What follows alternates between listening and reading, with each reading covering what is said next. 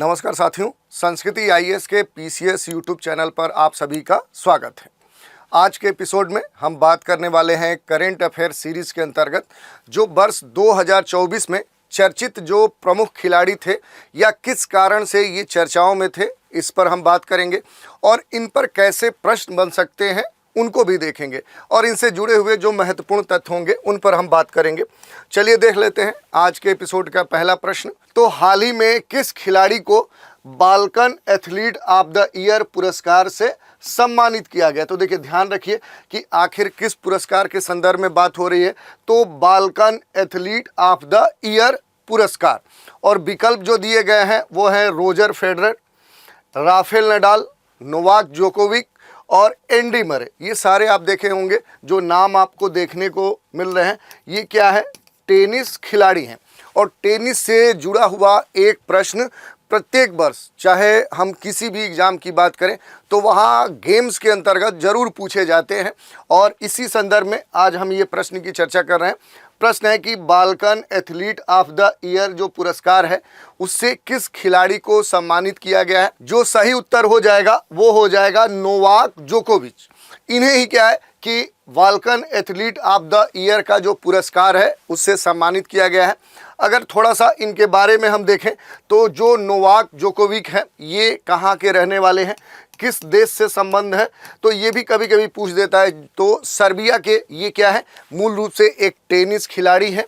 और अगर इनकी बात करें तो रिकॉर्ड तौर पे 8वीं बार Balkan athlete of the year पुरस्कार से इन्हें सम्मानित किया गया। तो आप देख सकते हैं इन्हें 8वीं बार, आप समझ सकते हैं कि कितना महत्वपूर्ण इनके लिए ये अवार्ड है और इन्हें ही लगातार क्या है इस अवार्ड से सम्मानित किया जा रहा है। तो आप समझ सकते हैं कि इनका जो इस खेल में योगदान है वो कितना महत्वपूर्ण है। थोड़ा सा अगर जोकोविक के पर्सनल तथ्यों की बात करें तो इस समय वर्तमान में जो नोवाक जोकोविच हैं ये 36 ईयर्स के हैं। ये कितने वर्ष के हैं?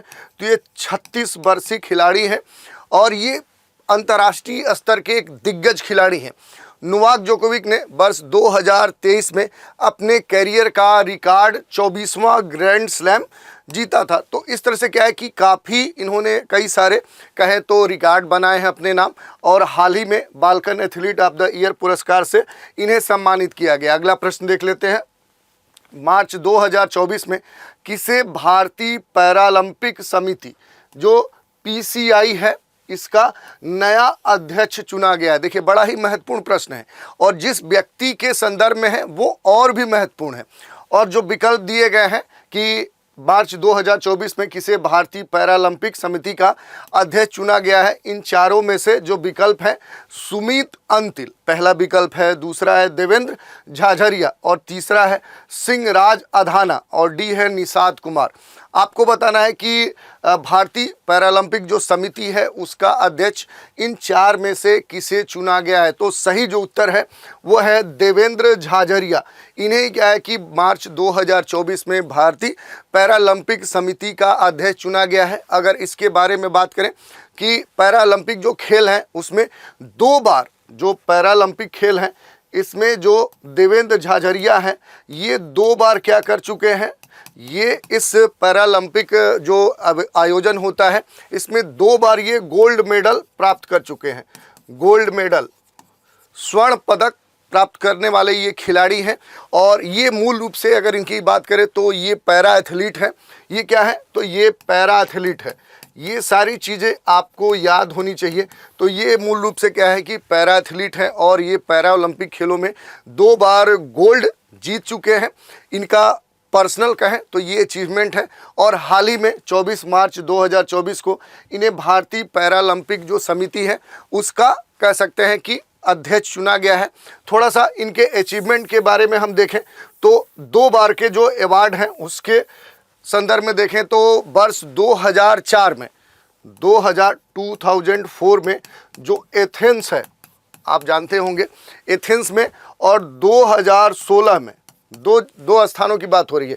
दूसरा क्या है, रियो डी जेनेरी में क्या है कि यहाँ पर 2 जो पैरालंपिक खेल हुए थे दोनों जगहों पर क्या है कि इन्होंने गोल्ड मेडल प्राप्त किया था। खास तौर पे ये कौन सा खेल से इनका संबंध है, तो जेवलिन थ्रो। ये क्या है, जैसे आपने हाल ही में देखा होगा कि नीरज चोपड़ा ने जेवलिन थ्रो में अभी हाल ही के ओलंपिक में सिल्वर मेडल जीता है। ठीक उसी तरह क्या है कि ये भल्ला फेंकते हैं, और इन्होंने क्या है कि ये जो 2 पैरा ओलंपिक खेल हुए थे वहाँ पर इन्होंने गोल्ड मेडल जीता था। यही नहीं, अगर राजनीतिक पारीख इनकी बात करें, ये राजनीति में भी उतर चुके हैं। तो 18वीं जो लोकसभा चुनाव हुए थे, उन चुनाव में राजस्थान के झाझरिया से भाजपा के टिकट पर ये चुनाव भी लड़ चुके हैं। तो आप देख सकते हैं कि काफ़ी ये अचीवमेंट अपने साथ रखते हैं।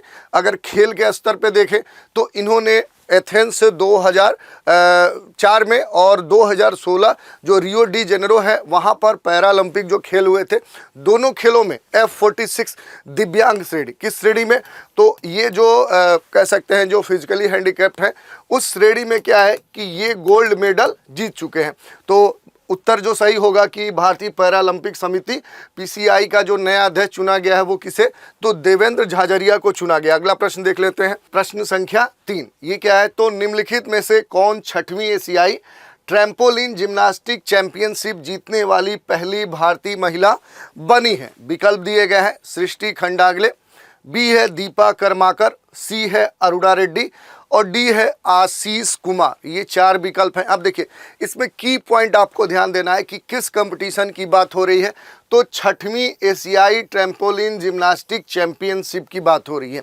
दूसरी बात कि इससे पहले कोई भी भारतीय महिला इस कह सकते हैं कि इस कंपटीशन को नहीं जीत पाई थी। ये जीतने वाली पहली भारतीय महिला बन चुकी हैं।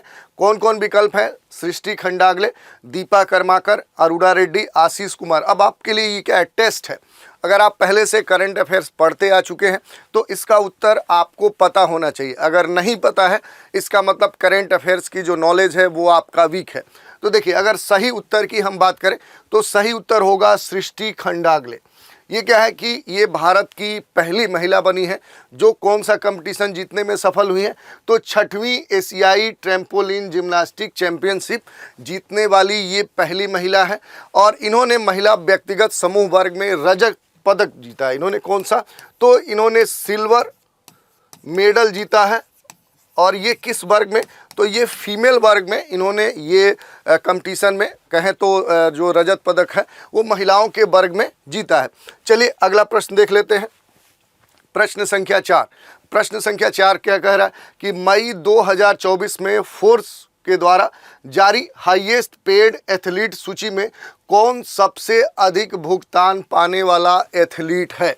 देखिए प्रश्न क्यों महत्वपूर्ण हो जाता है, तो ये पूरे बात करें जो फोर्ब्स सूची निकालती है उसके द्वारा जो हाईएस्ट पेड एथलीट सूची है उसमें ये पूछा जा रहा है कि सबसे अधिक पेड खिलाड़ी कौन है, यानी सबसे अधिक आय अर्जन करने वाला कौन खिलाड़ी है। और जो विकल्प दिए गए हैं वो है Kylian Mbappe, Lionel Messi, Virat Kohli और क्रिस्टियानो रोनाल्डो। तो जो सही उत्तर हो जाएगा वो आपका हो जाएगा क्रिस्टियानो रोनाल्डो। ये आप जानते होंगे कि फुटबॉल के इस समय बेताज बादशाह हैं क्रिस्टियानो रोनाल्डो। ये बड़े ही कहें तो मजबूत खिलाड़ी हैं और ये अपने विपक्षी टीम पर भारी पड़ते हैं। और हाल में बात करें तो फोर्ब्स ने सूची जारी की है और उसमें जो रोनाल्डो हैं इन्हें हाईएस्ट पेड एथलीट सूची में सबसे ऊंचे कहें सबसे हाईएस्ट पर इनको रखा गया है। सबसे अधिक कमाई करने वाले खिलाड़ी हैं। इनकी बात करें तो इनका जो संबंध है वो कहाँ से है, तो ये पुर्तगाल के खिलाड़ी हैं। और जो क्रिस्टियानो रोनाल्डो है ये चौथी बार, अगर बात करें तो 4th टाइम, ये पहली बार नहीं हुआ है, ये चौथी बार सबसे अधिक भुगतान पाने वाले जो खिलाड़ी हैं उसके रूप में फिर से एक बार चयनित हुए हैं और इस कारण से इनकी चर्चा हो रही है। अगर बात करें तो सऊदी अरब के जो फुटबॉल क्लब है, कहाँ का, तो सऊदी अरब का एक फुटबॉल क्लब है, उसका नाम क्या है, तो इस फुटबॉल क्लब का नाम है अल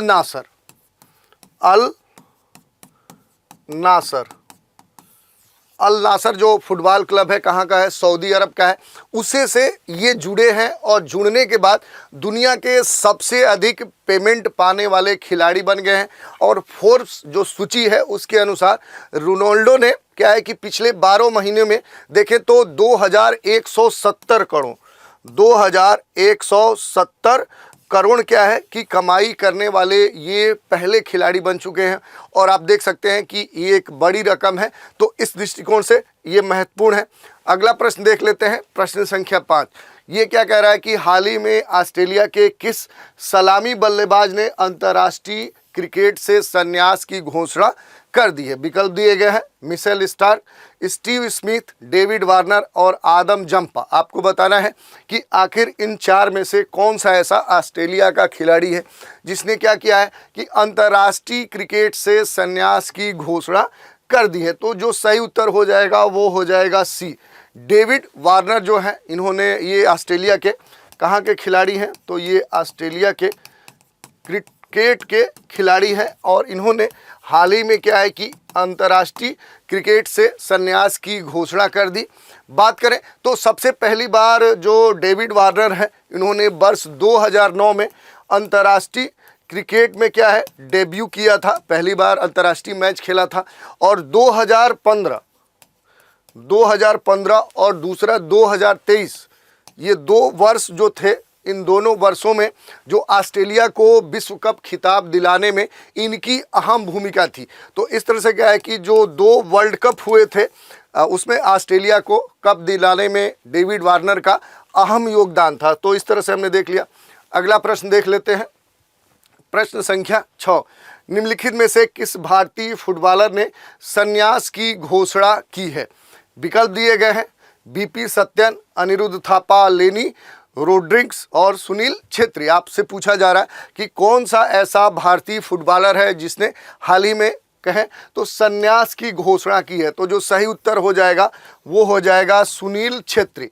सुनील छेत्री ने क्या किया है कि अब ये फुटबॉल नहीं खेलेंगे और अंतर्राष्ट्रीय स्तर के जो मैच हैं उनसे इन्होंने संन्यास की घोषणा कर दी है। अगर बात करें तो 6 जून 2024 को, कब, तो 6 जून 2024 को जो सुनील छेत्री हैं, इन्होंने बात करें तो कलकत्ता के साल्ट लेक स्टेडियम में, कहाँ पर, तो साल्ट लेक स्टेडियम, ये कहाँ पर आपको देखने को मिलेगा, तो ये कलकत्ता में देखने को मिलेगा। और यहीं पर ये मैच खेल रहे थे, किसके खिलाफ, कुवैत के खिलाफ मैच खेल रहे थे और इसी मैच के दौरान इन्होंने संन्यास की घोषणा की। तो जो सही आपका उत्तर हो जाएगा वो हो जाएगा सुनील छेत्री। अगला प्रश्न देख लेते हैं। अगला प्रश्न क्या है, थोड़ा सा इनके बारे में भी हम देख लेते हैं कुछ अन्य तथ्य। जैसे अभी तक अगर बात करें तो सुनील छेत्री 150 अंतर्राष्ट्रीय मैचों में 94 गोल के साथ क्या है, ये सूची में तीसरे स्थान पे। इनसे पहले अगर बात करें तो पुर्तगाल के क्रिस्टियानो रोनाल्डो हैं जो 128 गोल के साथ दुनिया के पहले स्थान पर काबिज है। तो आप देख सकते हैं कि इस सूची में अगर हम बात करें तो इनसे पहले 2 खिलाड़ी हैं। पहले है क्रिस्टियानो रोनाल्डो, काफ़ी दिग्गज खिलाड़ी हैं।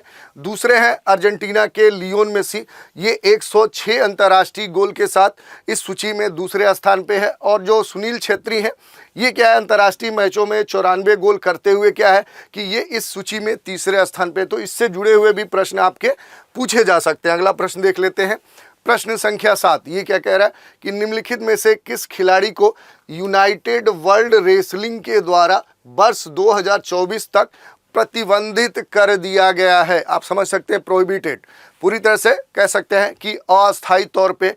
कौन ऐसा खिलाड़ी है जिसमें नाम है दीपक पुनिया, बजरंग पुनिया, नरसिंह यादव और योगेश्वर दत्त। इनमें से पूछा जा रहा है कि किस खिलाड़ी को यूनाइटेड वर्ल्ड रेसलिंग के द्वारा वर्ष 2024 तक के लिए प्रतिबंधित कर दिया गया। और आप देखे होंगे कि अभी हाल में जो फ्रांस के पेरिस में ओलंपिक हुआ था तो वहाँ एक खिलाड़ी आपको देखने को नहीं मिलेगा। वो कौन था, तो आप समझ सकते हैं, वो थे बजरंग पुनिया। बजरंग पुनिया आपको इस ओलंपिक में देखने को नहीं मिले थे क्योंकि यूनाइटेड वर्ल्ड रेसलिंग के द्वारा 2024 तक इन्हें प्रतिबंधित कर दिया गया। और इसी कारण से जो सही उत्तर हो जाएगा आपका हो जाएगा बजरंग पुनिया। देखिए, अगर बात करें तो बजरंग जो पुनिया है ये सस्पेंडेड है टिल 2024, ये सस्पेंड हुए हैं। बात करें तो 9 मई 2024 को विश्व जो कुश्ती नियामक संस्था है, जिसको हम बोलते हैं क्या, यूनाइटेड वर्ल्ड रेसलिंग, उसने कथित तौर पे डोपिंग रोधी नियम उल्लंघन के लिए कांस्य पदक विजेता जो बजरंग पुनिया है, इन्हें कब तक किया गया है प्रतिबंधित, तो 31 दिसंबर 2024 तक के लिए क्या है कि इन्हें अस्थायी तौर पर प्रतिबंधित कर दिया गया है। और जो बजरंग पुनिया है, इनके द्वारा जो एंटी डोपिंग टेस्ट है उसके लिए अपना नमूना या सैंपल नहीं देने के कारण जो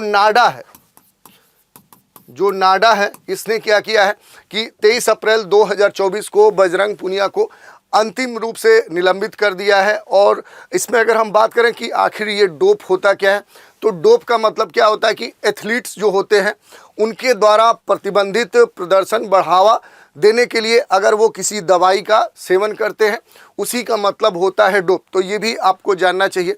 अब थोड़ा सा अगर हम बात कर लें इनके कुछ अन्य तथ्यों के बारे में, तो देखिए अब हम बात कर लेते हैं बजरंग पुनिया की कुछ महत्वपूर्ण उपलब्धियों के बारे में। तो देखिए ये जो बजरंग पुनिया है, ये विश्व में नंबर 1 रैंक पाने वाले पहले भारतीय पहलवान हैं और 4 विश्व चैंपियनशिप जीतने वाले पहले व्यक्ति हैं, भारतीय हैं, तो इस कारण से ये महत्वपूर्ण होते हैं। बजरंग पुनिया ने टोक्यो ओलंपिक में कांस्य पदक जीता था, ब्रॉन्ज मेडल जीता था और उनकी पहली महत्वपूर्ण अंतर्राष्ट्रीय सफलता देश की राजधानी नई दिल्ली में 2013 में एशियाई कुश्ती चैंपियनशिप में इन्होंने ब्रॉन्ज मेडल जीता था, कांस्य पदक जीता था और तब से ये चर्चाओं में बने हुए थे। कुछ अन्य बातों की चर्चा करें, राष्ट्रमंडल खेलों में अगर इनके बारे में व्यक्तिगत जो अचीवमेंट है उसकी बात करें तो स्कॉटलैंड के ग्लासगो में आयोजित 2014 राष्ट्रमंडल खेलों में इन्होंने सिल्वर मेडल प्राप्त किया था। 2016 गोल्ड कोस्ट राष्ट्रमंडल खेलों में इन्होंने गोल्ड मेडल जीता था। 2022 बर्मिंघम राष्ट्रमंडल खेलों में इन्होंने गोल्ड मेडल जीता था। और अगर विश्व चैंपियनशिप में इनके अचीवमेंट की बात करें तो बुडापेस्ट यानी हंगरी में 2013 में विश्व कुश्ती चैंपियनशिप में इन्होंने कांस्य पदक जीता था। वहीं हंगरी के बुडापेस्ट में 2018 में विश्व कुश्ती चैंपियनशिप में भी इन्होंने सिल्वर मेडल जीता था। कजाकिस्तान के नूर सुल्तान में विश्व कुश्ती चैंपियनशिप में इन्होंने ब्रॉन्ज मेडल जीता था। और सर्बिया के बेलग्रेड में आयोजित 2022 विश्व कुश्ती चैंपियनशिप में कांस्य पदक, चौथा पदक जीतने वाले ये खिलाड़ी बने थे। तो इस तरह से क्या है कि इनके जो अचीवमेंट है वो काफ़ी शानदार है। यही नहीं, एशियाई चैंपियनशिप में भी इन्होंने अच्छे खासे प्रदर्शन किए थे। और एशियाई खेलों में अगर बात करें तो 2014 के इंचियोन एशियाई खेलों में इन्होंने सिल्वर मेडल प्राप्त किया था। 2018 के जकार्ता एशियाई खेल में इन्होंने गोल्ड मेडल प्राप्त किया था। तो इस तरह से आप देखिए कि इनके जो प्रदर्शन है वो काफ़ी बेहतरीन है। यही नहीं, अगर बजरंग पुनिया की बात करें तो 2019 में भारत के सर्वोच्च खेल पुरस्कार राजीव गांधी खेल रत्न पुरस्कार से भी इन्हें सम्मानित किया गया है। तो ये महत्वपूर्ण है। इसके अलावा अगर बात कर ले, जो यूनाइटेड वर्ल्ड रेसलिंग जो संस्था है UWW है, ये भी आपके लिए महत्वपूर्ण होता है क्योंकि इसी ने इन्हें प्रतिबंधित किया है। ये जो संस्था है ये अंतर्राष्ट्रीय एक निकाय है। क्या है? ये एक अंतर्राष्ट्रीय निकाय है, ठीक है। इसके अलावा अगर बात करें तो ये क्या करती है, तो दुनिया में शौकिया कुश्ती को नियंत्रित करती है। जो बड़े स्तर पे, जो अंतर्राष्ट्रीय स्तर पे रेसलिंग होती है उसको ये नियंत्रित करती है। इसके अलावा अगर बात करें तो इसका जो मुख्यालय आपको देखने को मिलेगा वो स्विट्जरलैंड में देखने को मिलेगा। अगला प्रश्न देख लेते हैं। अगला प्रश्न क्या है, चलिए देख लेते हैं आज के एपिसोड का सबसे अंतिम प्रश्न। प्रश्न क्या है, निम्नलिखित में से किस खिलाड़ी को आगामी ICC महिला T20 विश्व कप क्वालिफायर के लिए राजदूत नियुक्त किया गया है, एम्बेसडर नियुक्त किया गया है? किसके लिए? तो जो ICC है, जो अंतर्राष्ट्रीय क्रिकेट परिषद है, उसने किस खिलाड़ी को, और वो भी खास तौर पे महिला T20 विश्व कप क्वालिफायर के लिए एम्बेसडर नियुक्त किया है? विकल्प है मिताली राज, झूलन गोस्वामी, सना मीर और स्मृति मंधाना। तो जो सही उत्तर हो जाएगा वो हो जाएगा सना मीर।